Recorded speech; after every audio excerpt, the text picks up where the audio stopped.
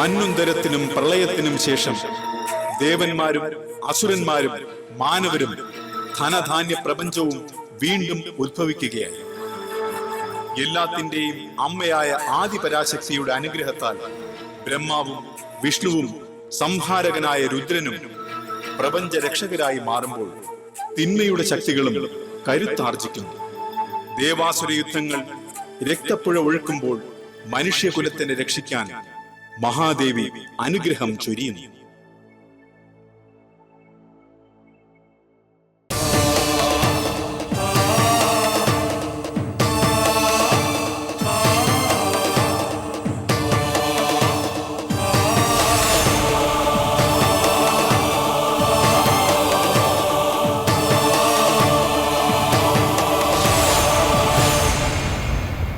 മഹാദേവിയിൽ നിന്ന് അനുഗ്രഹം നേടിയൊരു രാജാവ് ഭൂമിയിലെ താപസന്മാരെയെല്ലാം ഉപദ്രവിക്കാൻ തുടങ്ങിയിരിക്കുന്നു. സ്വർഗാധിപ,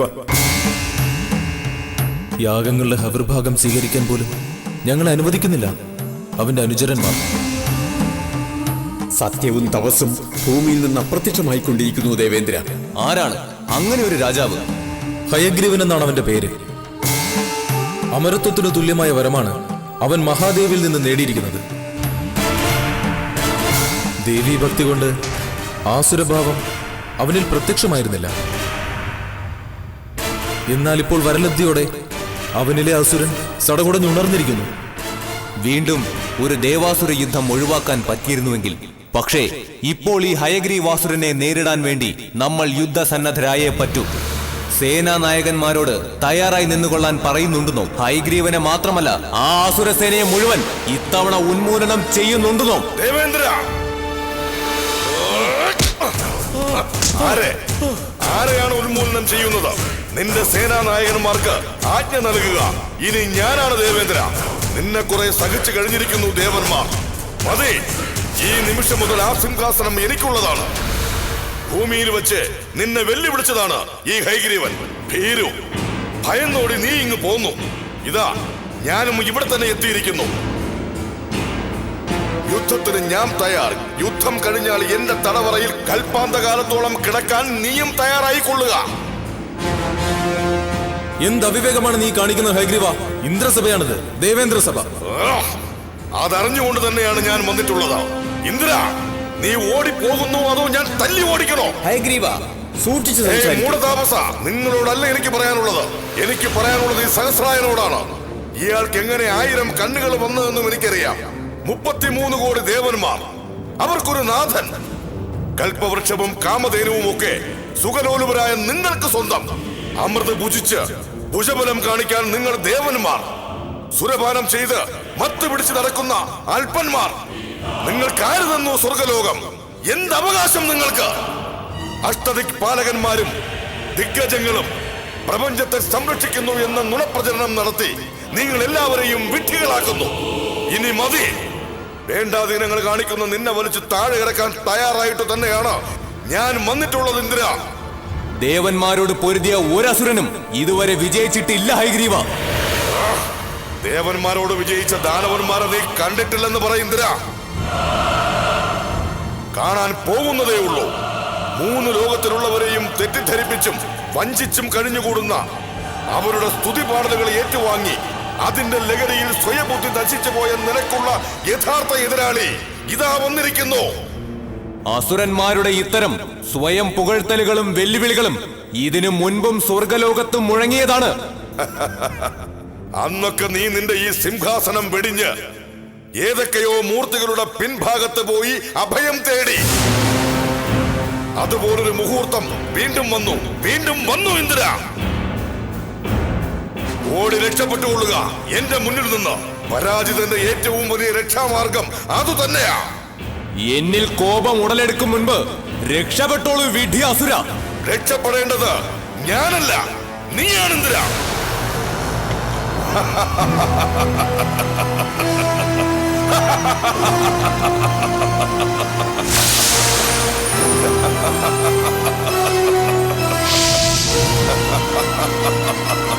നിന്നെ ഈ നിമിഷം സംഹരിക്കുന്നുണ്ട് ഞാൻ.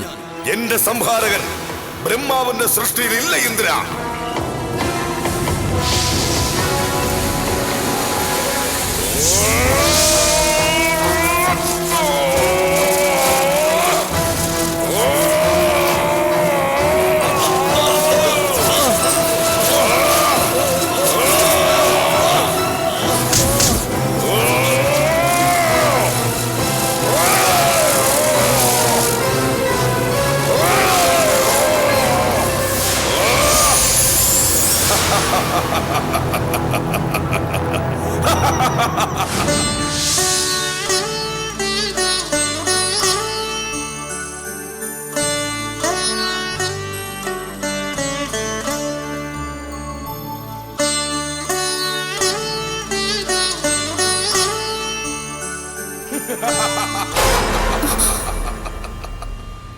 എന്താണിത്? സ്വർഗാന്തരീക്ഷത്തിൽ നിന്ന് യുദ്ധത്തിന്റെ ശബ്ദങ്ങളാണല്ലോ കേൾക്കുന്നത്. എല്ലാവരും എപ്പോഴും സമാധാനത്തിനും സുഖത്തിനും വേണ്ടി പ്രാപിക്കാൻ കൊതിക്കുന്ന ഈ സ്വർഗലോകത്ത് എന്തുകൊണ്ടാണ് എന്നും ഈ അസമാധാനം? അമ്മേ പരാശക്തി, എന്തുകൊണ്ടാണ് എപ്പോഴും ഈ യുദ്ധാന്തരീക്ഷം? ദേവി ദേവി, ഒരു അസുരനും അവന്റെ വൻപടയും ദേവലോകത്തെ ചവിട്ടി മെതിച്ചുകൊണ്ടിരിക്കുന്നു. അങ്ങ് വല്ലാതെ പരിഭ്രമിച്ചിരിക്കുന്നു, ഭയന്നിരിക്കുന്നു. എന്താണ് ഉണ്ടായത്? എന്താണ് സംഭവിച്ചുകൊണ്ടിരിക്കുന്നത്? ഒന്നും പറയുവാൻ നേരമില്ല ദേവി. ഇവിടെ നിന്ന് രക്ഷപ്പെടുക എന്ന ഒറ്റ മാർഗമേ ഉള്ളൂ. അങ്ങ് എന്തിനാണ് ഇങ്ങനെ ഭയപ്പെടുന്നത്?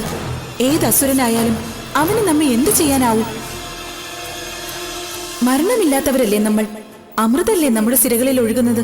ദേവി, അവധ്യരാണ് നമ്മൾ എന്നത് സത്യം തന്നെ. മരണം നമ്മളെ തീണ്ടില്ല. പക്ഷേ ആ അസുരന് നമ്മളെ തടവറയിലിട്ട് ഉപദ്രവിക്കാം. മരണത്തെക്കാൾ അസഹനീയമാണ് ആ പീഡനത്തിന്റെ വേദന.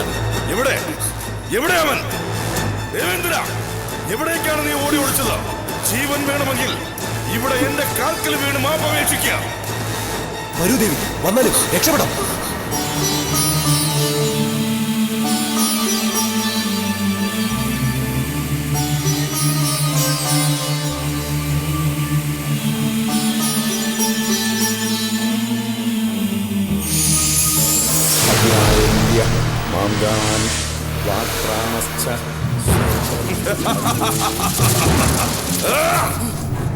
വനത്തിൽ ഇങ്ങനെ പല അധർമ്മങ്ങളും നടക്കുന്നു എന്ന് ഞാൻ അറിഞ്ഞു.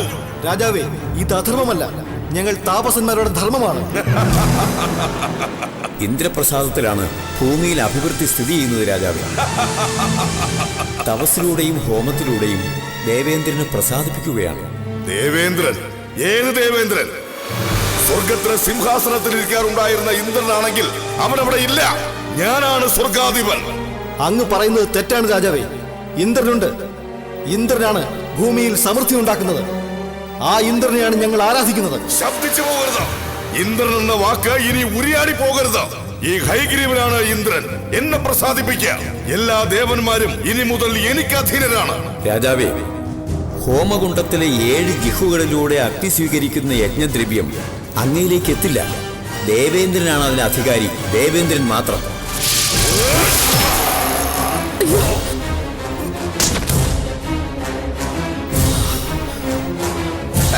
അസംബന്ധം പറയുന്നവന് വധശിക്ഷ.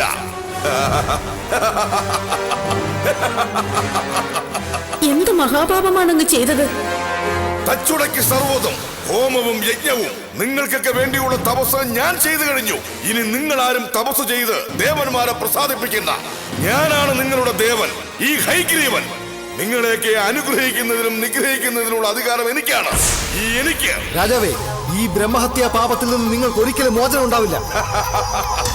വിഡ്ഢി, എങ്കിൽ ശപിക്ക്. ഞാൻ കല്ലോ മരവുമായി പോകട്ടെ എന്ന് ശപിക്ക്. കാണട്ടെ നിങ്ങളുടെയൊക്കെ തപോബലം. ധൈര്യമുണ്ടെങ്കിൽ ശപിച്ചെന്നെ ഭസ്മമാക്കാം. അയ്യോ, ഇങ്ങനെ ഞങ്ങളെ ഉപദ്രവിക്കരുത്. എങ്കിൽ ഉപദേശിക്കുവരെയൊക്കെ ദേവന്മാരെ പ്രസാദിപ്പിക്കുന്നത് നിർത്താൻ ഉപദേശിക്കുക. എന്നിട്ട് എന്നെ പ്രസാദിപ്പിക്കാൻ പറ. ഹൈഗ്രീവ മന്ത്രം ചൊല്ലാൻ പറ. ഹൈഗ്രീവായ നമയെന്ന് ജപിക്കാൻ പറ. അല്ലാതെ വല്ലതുമൊക്കെ ജപിച്ച് അല്ല ജൽപ്പിച്ച് ഹൈഗ്രീവ കോപം സമ്പാദിക്കാതിരിക്കാൻ പറയുക.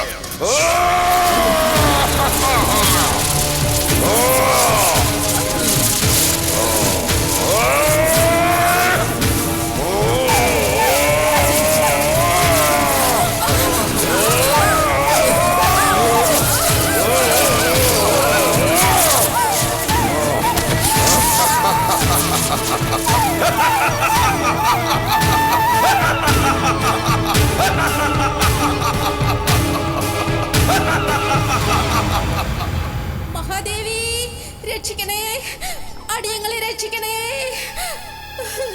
മഹാത്രിപുര സുന്ദരി, ലോകമാതാവേ, ഈ ദുഷ്ടരിൽ നിന്നും അടിയങ്ങളെ രക്ഷിക്കണേ, അടിയങ്ങളെ രക്ഷിക്കണേ.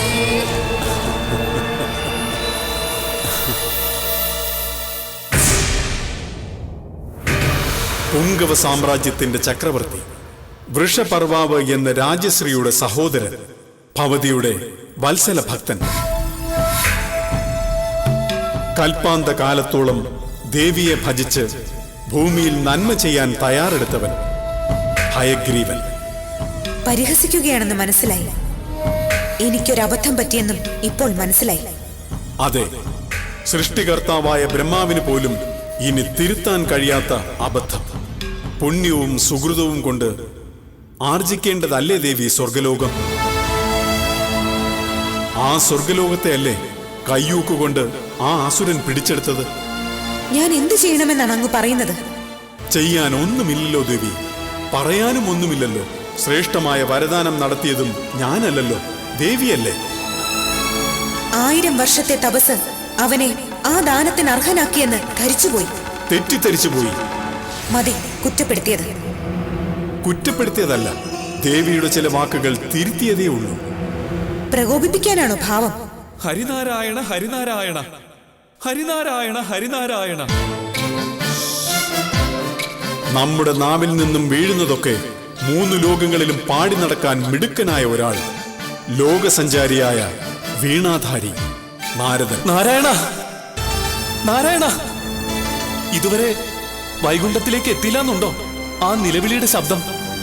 ഭൂമിയിൽ നിന്നുള്ള ആ ശബ്ദം, നിസ്സഹായതയുടെയും വേദനയുടെയും ആ ശബ്ദം. ചെവികൾ രണ്ടുള്ളതുകൊണ്ട് ഒന്നിലൂടെ കേൾക്കുന്നത് മറ്റേതിലൂടെ പുറത്തു പോകില്ലേ നാരദരെ? അതിനിടയിലുള്ള ബുദ്ധിയിൽ ഒട്ടും തങ്ങി നിൽക്കില്ലെന്നാണോ? ഹയഗ്രീവൻ എന്ന അസുരന്റെ ക്രൂരതകളെ കുറിച്ച് ഒട്ടും വ്യാകുലതകളില്ലെന്നാണോ? വ്യാകുലപ്പെടേണ്ടത് ഞാനല്ലല്ലോ. ഞാൻ ആർക്കും വരം കൊടുത്തിട്ടില്ല.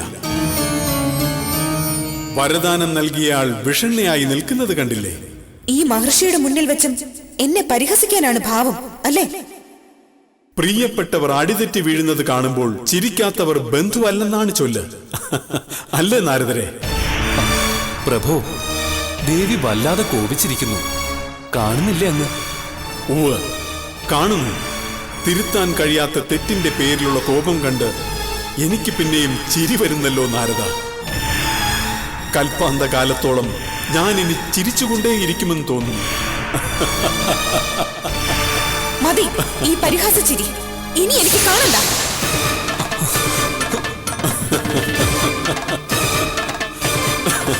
ഭഗവാനെ, ദേവി,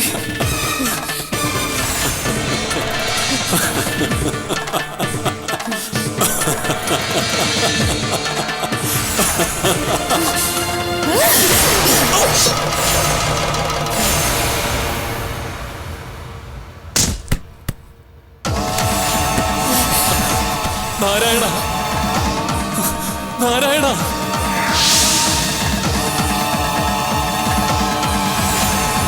പ്രഭോ, നാരായണ, വൈകുണ്ഠനാഥ. ദേവി, എന്താണ് അവിടെ നീ ചെയ്തത്?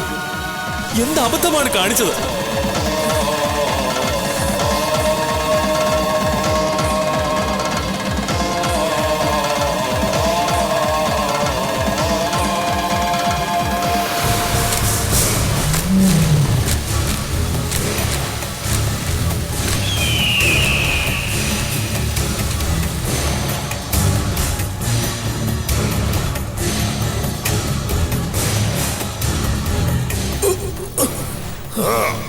ഇവർ കൊട്ടാരത്തിന് പുറത്ത് ജനങ്ങളോട് അങ്ങേക്കെതിരായി നീങ്ങുവാൻ ആഹ്വാനം ചെയ്യുകയായിരുന്നു പ്രഭു. രാജാവേ, അങ്ങയുടെ അനുചരന്മാർ നാട് നീളെ അഴിഞ്ഞാടുന്നു, അക്രമം നടത്തുന്നു. സജ്ജനങ്ങൾക്കും സ്ത്രീകൾക്കും സമാധാനത്തോടെ പൊറുക്കാൻ കഴിയാതായിരിക്കുന്നു ഭൂമിയിൽ. നിങ്ങളെപ്പോലുള്ള കപട സന്യാസിമാർ സമാധാനത്തോടെ നാട്ടിൽ പൊറുക്കണമെന്ന് എനിക്കൊട്ടും താല്പര്യമില്ല. ജനങ്ങൾ നിങ്ങൾക്കെതിരായിരിക്കും. ആ സിംഹാസനത്തിൽ നിന്നും നിങ്ങൾ തെറിച്ചു വീഴും രാജാവേ. ദേവന്മാർക്ക് പോലും അതിനുള്ള ശക്തിയില്ല കള്ളത്താമസ. എന്നിട്ടാണോ നിങ്ങളെപ്പോലുള്ള അല്പപ്രാണികൾക്ക് രാജാവേ, ഞാൻ സമാഹരിച്ചിട്ടുള്ള എല്ലാ തപശക്തിയും ഉപയോഗിച്ച് ഞാനിതാ നിങ്ങളെ